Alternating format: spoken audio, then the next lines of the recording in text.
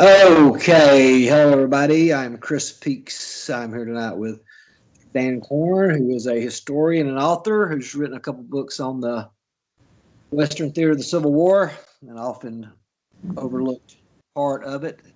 Mr. Korn, you tell us a little bit about yourself, educational background, and books you've written? Okay, well, as you said, my name is Dan Korn. The books are listed as Daniel F. Korn, but I'm originally from Western New York, upstate, about an hour outside of Rochester. For those of you who are familiar with that area, up near Lake Ontario. Uh, Oh, way up there. yeah, and was a teacher. I was recruited to come teach in North Carolina about 18, 19 years ago, and moved down here to the Charlotte area, actually in Monroe, North Carolina. Was you teaching up And in New York at that time? I'm sorry. You was teaching in New York at that time when they Yes, recruited I you? was teaching in New Okay. York at that time, and was recruited to come teach down here. Which turned out to be a very, very good move for us in many ways.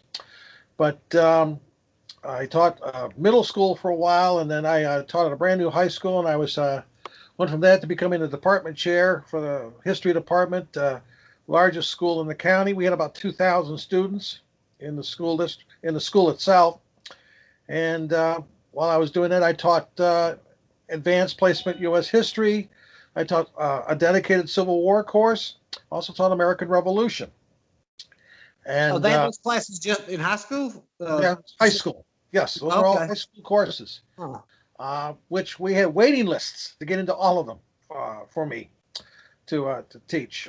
Carried a very, very large advanced placement student load. I was one of the largest in the region, as a matter of fact, single teacher ones in the region.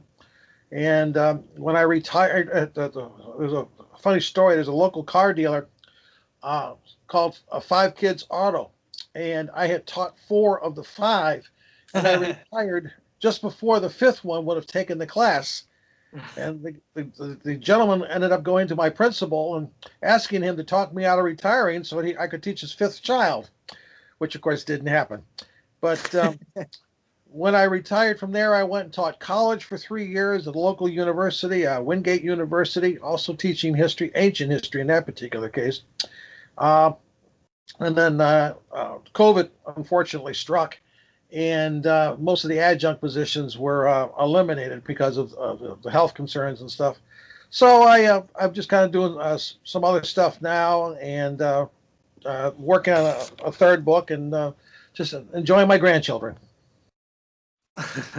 That's yeah. Grandparents always enjoyed that. You must have been a pretty good teacher then for that man to ask you to stay and teach his fifth kid. Then Well, there is a yes. I have it's okay. It's I've been okay. I have national recognition. I have state recognition, and so on. On my wall hangs the. I was selected twice as a National Society of High School Scholars Educator of Distinction. You get what's called the Claus Nobel Award, and it's the same guy that hands the people the Nobel Peace Prize is handing you your plaque when you get these. And I've won it twice. Um, I have a letter of recommendation from the United States House of Representatives sitting on my wall, and stuff from our North Carolina legislature. The ones I'm the proudest of are the ones you get from the students themselves. There's a program in our county that was started by a private citizen, by a doctor and his wife, where the 20 best students in each high school, the senior class each year, picks the teacher that was the most inspirational teacher for them in their entire career of school, from kindergarten through senior year. And there's 20 students that do this, and they get to pick the teacher for each one. And in the 8 years that I was eligible for this award, I won it 6 times. Wow. You know, I had a student pick me 6 times in those 8 years. So Wow. I guess that to me is the most important. That and the fact that I have 45 at last count former students of mine who are either teaching history or working in a history related field themselves, like in a museum or something of that nature. Two of them at my old high school. Two of my former So you students were are now teachers in the program, and one of them I actually hired. pretty He's now inspirational. department chair.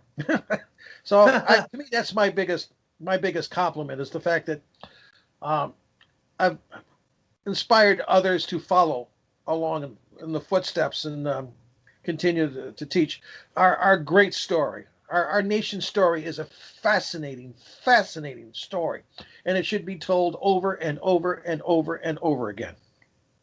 All right. So, you know, what makes a New Yorker interested in the Civil War, upstate New York? What caught your interest in it? Well, when I was very young, Walt Disney had a television series that they did in which they featured various and sundry American, heroes, but they came from all different walks of life. And one in particular that caught my attention was Johnny Shiloh, which was about Johnny Shallow. yeah, Okay.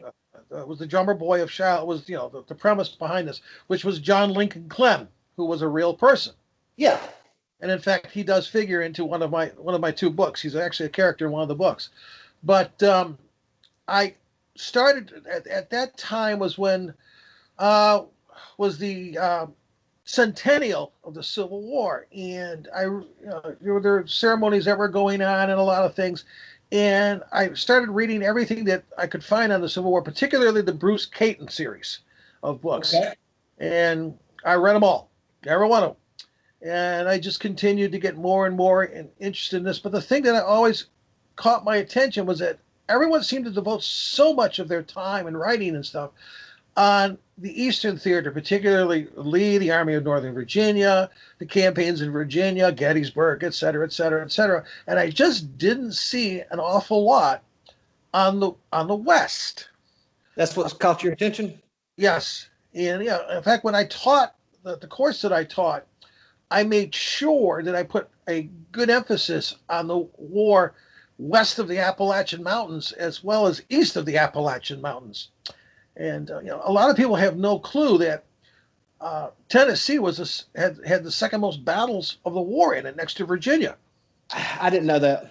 And so many of them were so pivotal. I mean, you talk about a Shiloh, you talk about Chickamauga, Stones River, Nashville, Fort Donelson. That's all. All of those are in Tennessee, and people don't realize that in many ways the war was won in that particular theater by the North. Up until last, when I started this a couple of years ago, up until last summer, that I can't even. I'm going to butcher the name, but the campaign that happened at the same time Gettysburg and Vicksburg did, that never gets mentioned about, that opens all of Georgia up. I'd hardly never knew anything about that until about a couple of years ago, and that was just as pivotal as those two campaigns, and it's never mentioned. It was a very long and arduous campaign for both sides. Was Vicksburg. So, but Shiloh was the one. What got me started with the whole idea of actually writing per se was the fact that I took a course on the Civil War in college, and it was offered during the summer. And the particular professor was a good storyteller. But I'd gone to him, and I'd said to him, I says, I've read all these other books and so on, including the one he gave wanted us to use for class. I said, but I'd really like to read something good that's not a narrative, is fiction or something like that. Can you suggest that? I said, I already read Red Badge Courage and everything like that, and some others. And he suggested this book by a relatively unknown author. I was just starting to become pretty well known, called Killer Angels. I think I heard of that. Yeah. Michael Sharrock, which of course eventually became the movie Gettysburg. And I was struck by how he told the story, how he went back and forth between the two sides and everything. And it really caught my attention, and I found that I had a very hard time putting the book down when I finished it. That in some ways was part of the reason. That's one of the reasons why I decided to try to write what I did. The second reason happened. Did you write like that through other people's eyes? Everything I do is that way. All my novels are that way. Both novels, I should say, are that way. I was the part of the class was we actually went out and toured Civil War battlefields. It was my first time I'd ever seen any of these places, from Gettysburg to all up and down the Eastern Theater. We covered a lot of ground in a week. But we were on the battlefield at the Wilderness, and That's actually my favorite battle.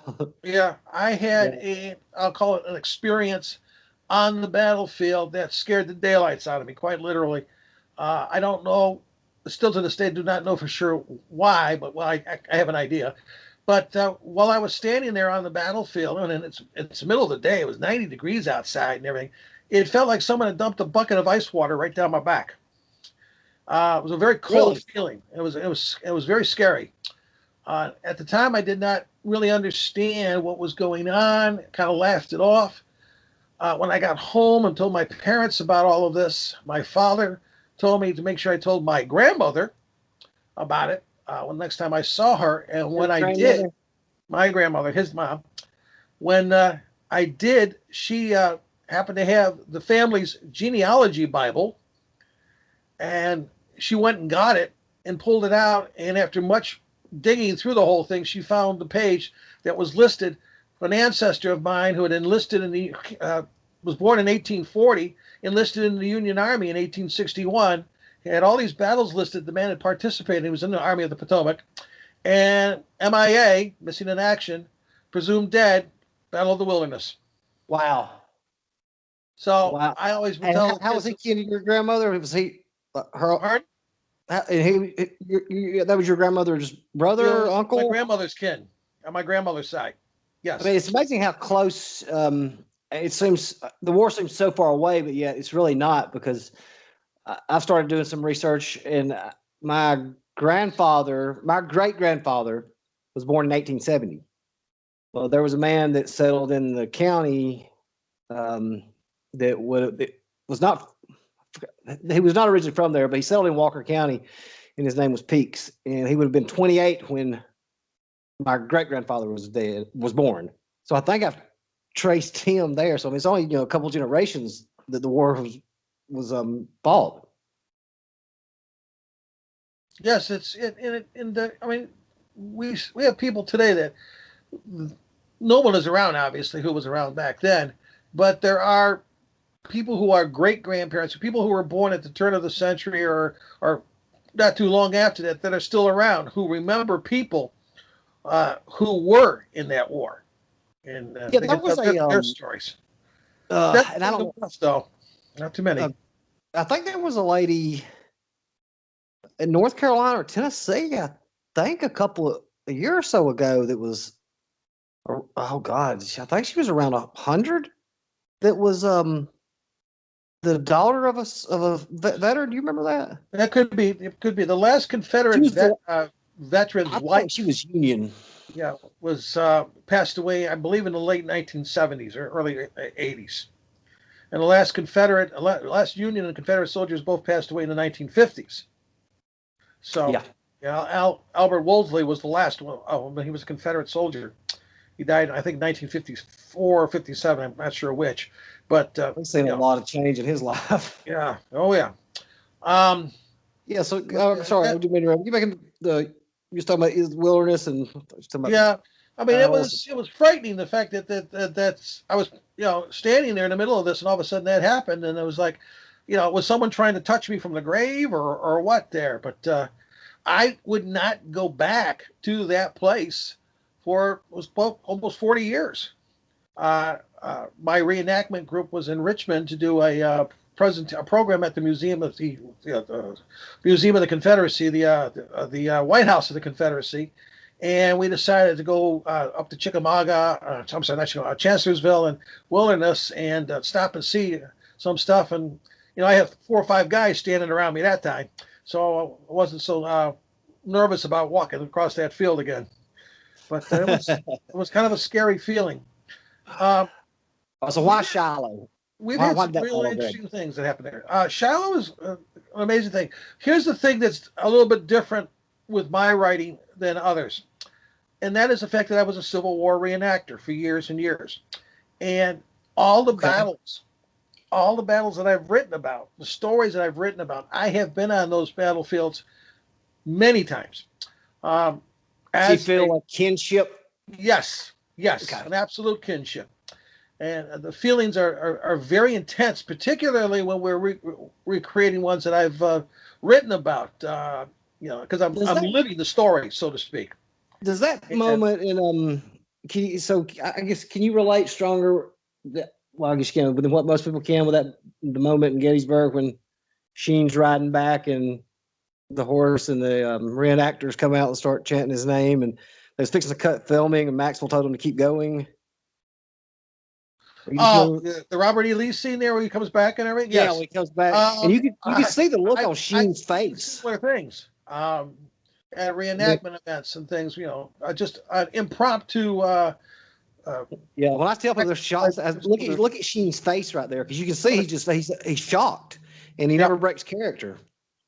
but well, I wouldn't be a bit surprised if Lee felt the same way in reality. Oh, yeah, I'm sure. Yeah, absolutely. I mean, it was almost like they stepped back in time and he became Lee and they became the Army of Northern Virginia. So it was just, it was a real cool moment in that movie for it not to happen. So how long When was you a reenactor? yeah, when we did the 150th anniversary of Shiloh, Okay. and our campground where we were camped was literally right next to where the Confederate High Command had camped the night before the battle. And when I realized where we were, because I walked around and I saw the little monuments, and I walked over to check it out, and I said, "Oh my God, I'm here! I'm standing where these conversations took place that I Oh, have written wow. in my story." And it was a very eerie feeling. And I deliberately walked out there again at twilight, which would have been the time when these things would have been taking place, or early evening, and just stood there in the darkness, just kind of soaking it all in. And it was a strange feeling. It was a very strange feeling. I felt like I was in some ways communing with them. I don't know how else to say that, but that's I pretty much what I understand felt. what you're going with. Do you feel Uh, that that battle was a turning point, like Gettysburg or Vicksburg? well, it told both sides just how bad it was going to be.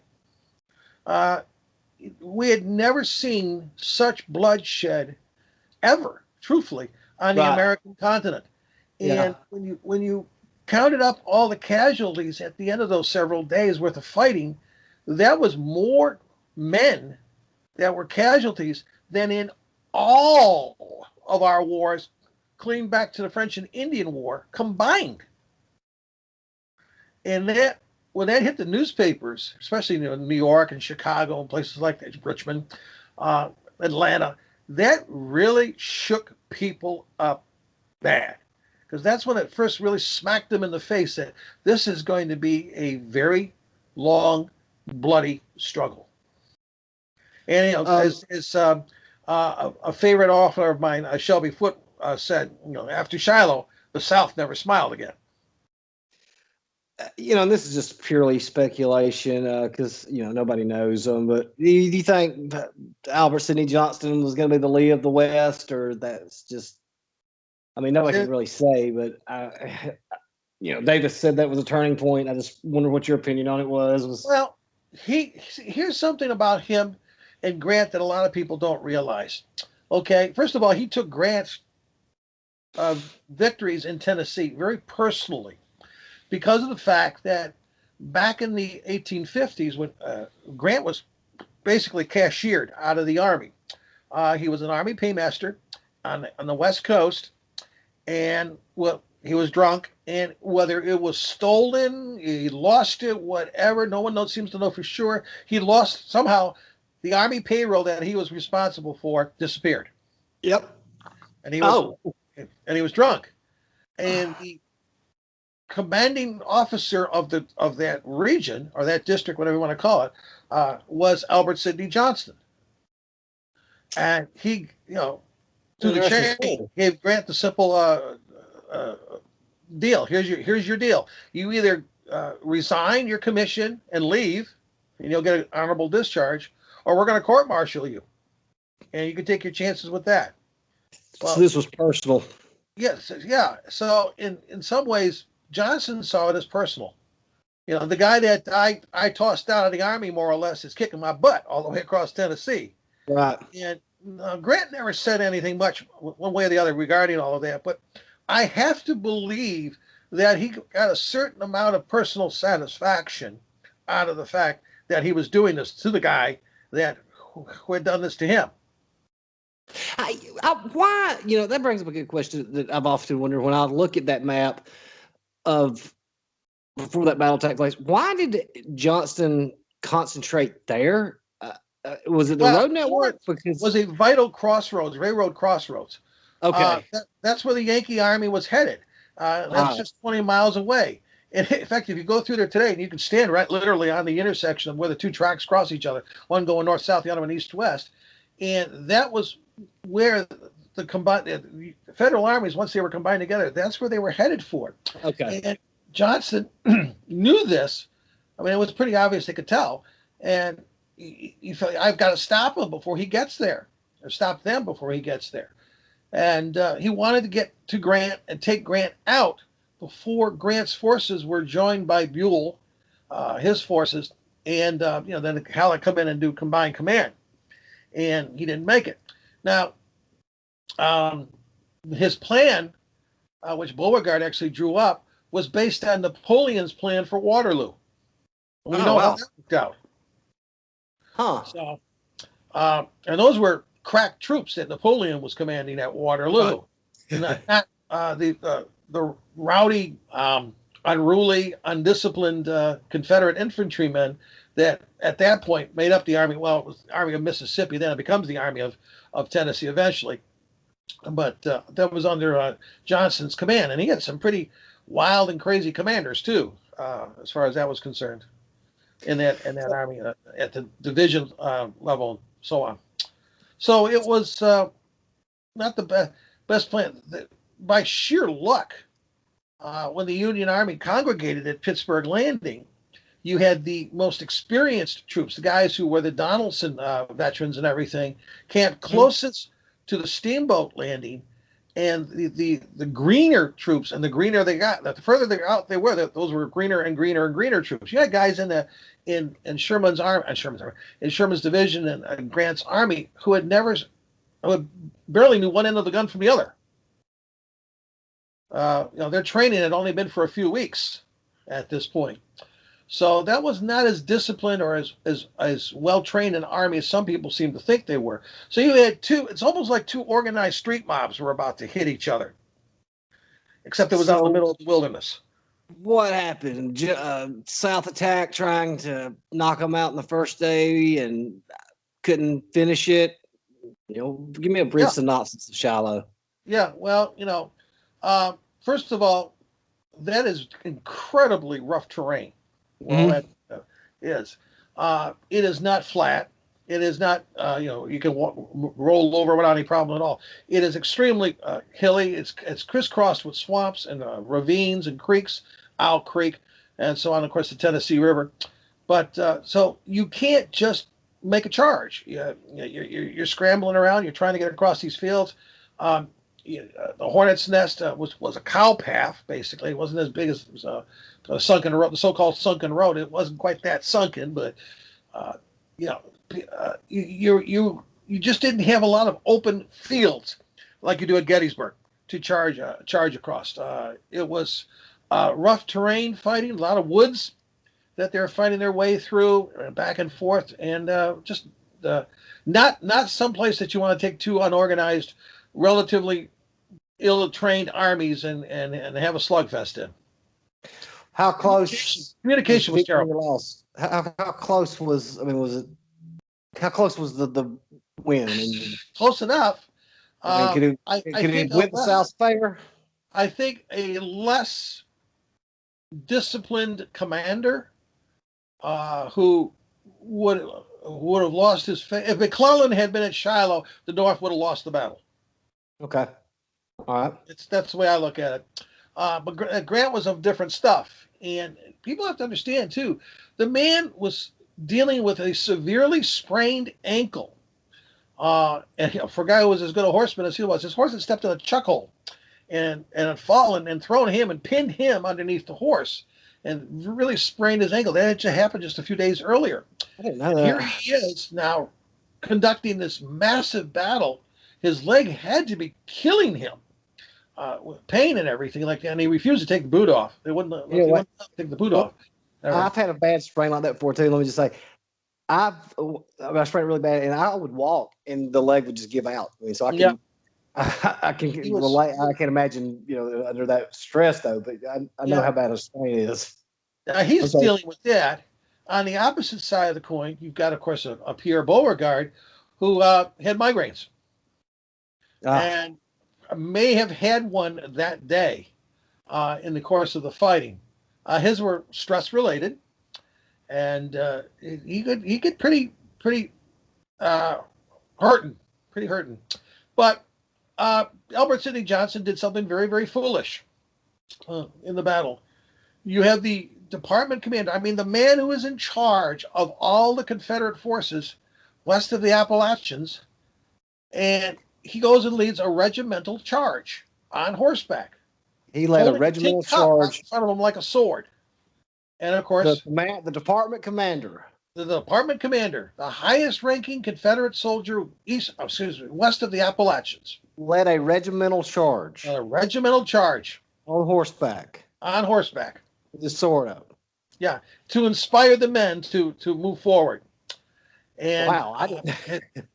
while he was successful with the charge, he was unsuccessful in the sense that the bullet clipped the back of his knee. And of course, he couldn't feel it because of a wound that he had suffered dueling right at the end of the Texas War of Independence, where he had been shot back there and the bullet had severed the nerve.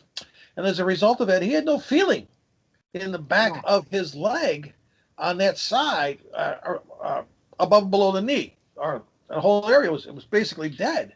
So he didn't feel it the way you and I would feel it when the bullet hit him and clipped his femoral artery. So as a result of that, he bled out into the boot. And of course, no one saw it because he was bleeding into the boot. He had those high boots on, cavalry boots. He was dressed extremely pretty that particular day. It was a whole brand new uniform. It was really stylish. And unfortunately, he paid the price for that. Wow, I didn't know you were that charge. Okay. Yep. So, yep. One of the chapters in Dawn's Gray Steel, the whole chapter has to deal with that fact of him as he is dying.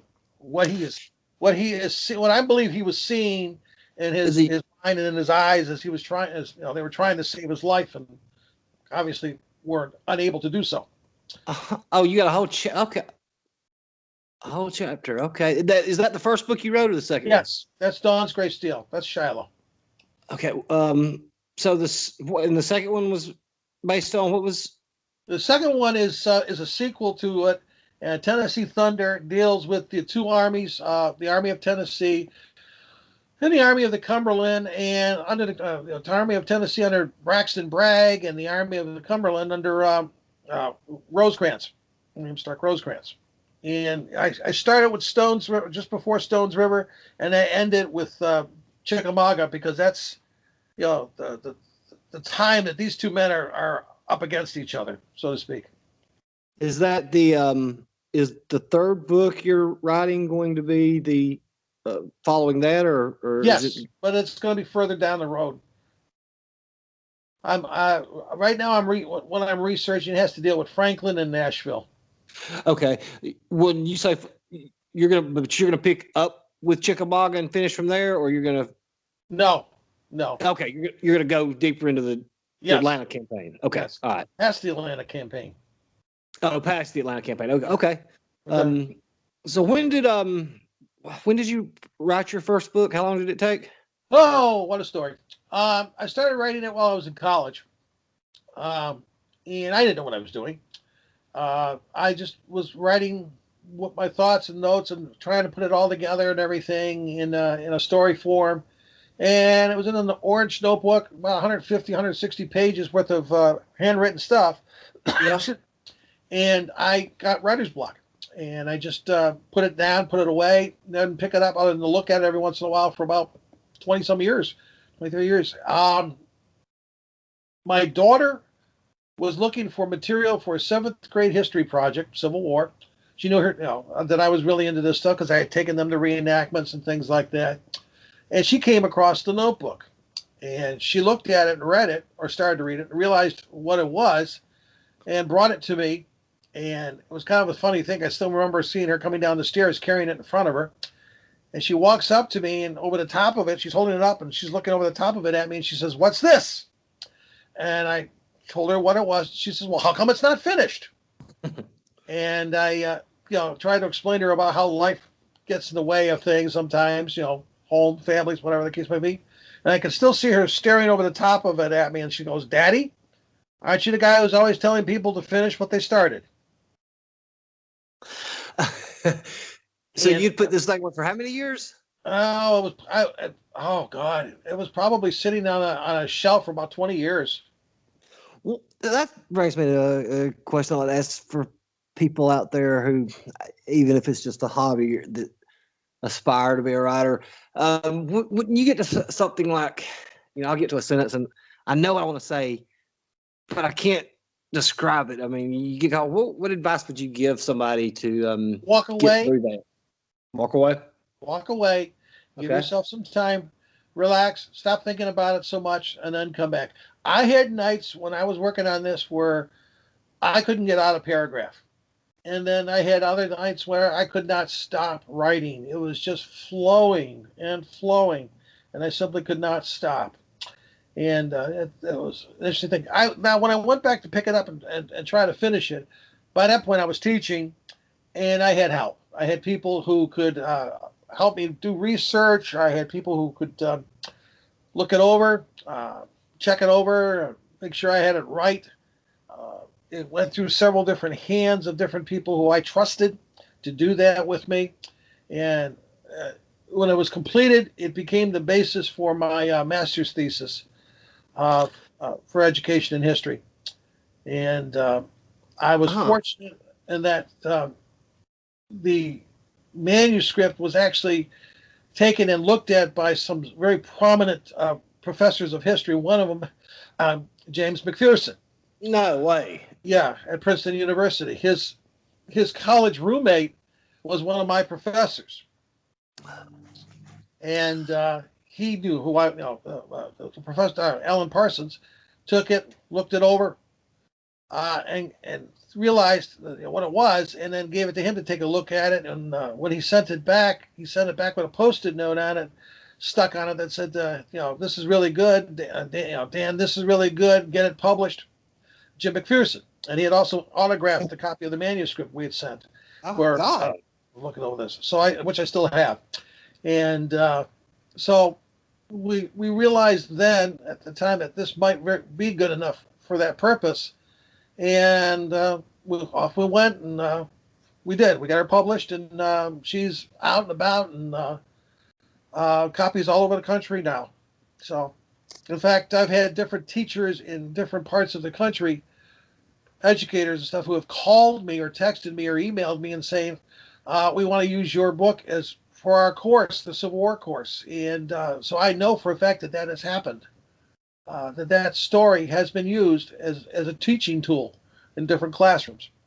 So you put a lot of time in with those books. And what? Tell us again what the names are. And right. Dawn's Gray Steel is the original one, and that deals with Shiloh. Again, it's told through the eyes of the commanders. It goes back and forth between them. One of the things that has been commented on to me by other people, particularly people of the South, is that they were surprised at how balanced a story it was. That you could not tell just by reading the story whether I was from the North or the South, and which I think is pretty good. That's pretty good.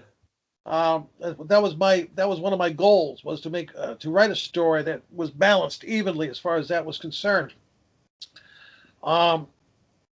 So we did that, and then that was published, and then a few years when I wrote it, I purposely wrote the last chapter which has to deal with the fallen timbers, the battle that took place the day after Shiloh with Forrest and Sherman and all that, in a way that it led itself to a sequel.